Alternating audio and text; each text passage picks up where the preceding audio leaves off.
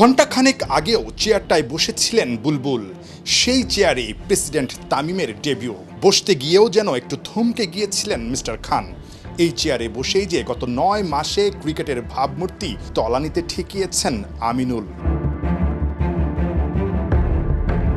অথচ একদিন আগেই বলেছিলেন সবাই চলে গেলেও শেষ জন হিসেবে বিসিবির চেয়ার আঁকড়ে থাকবেন বুলবুল।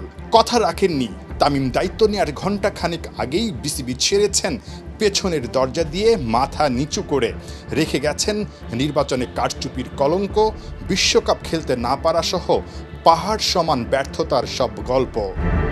লাস্ট এক দেড় বছরে যেই ক্রিকেটের ড্যামেজ হয়েছে বা ক্রিকেটের রেপুটেশনের ড্যামেজ হয়েছে, এই জিনিসটা আমাদের সবাইকে মিলে এই জিনিসটা ঠিক করতে হবে। বিকজ আমাদের সমালোচনা থাকবে, আমরা ভালো কাজ করব না এটা নিয়ে ক্রিটিসিজম থাকবে, সবই থাকবে, বাট আমরা এখানে কেউই চাই না যে ক্রিকেটটা যে জায়গায় এখন নেমেছে এই জায়গায় থাক। আমরা সবসময় চাই ক্রিকেট একটা আমাদের প্রাউডের ব্যাপার।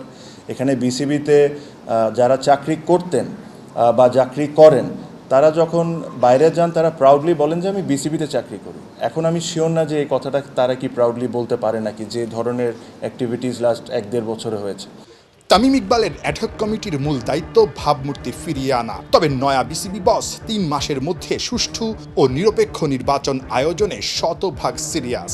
অ্যাডহক কমিটিতে থাকলেও তামিম কি সেই নির্বাচনে অংশগ্রহণ করবেন?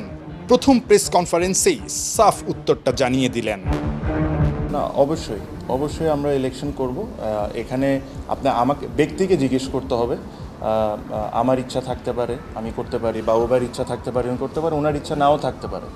আর যখন একটা ফ্রি অ্যান্ড ফেয়ার ইলেকশন হবে, আর খালি আমরা না, যারা যারা ইন্টারেস্টেড, আমি সবাইকে রিকোয়েস্ট করব যে সবাই পার্টিসিপেট করে।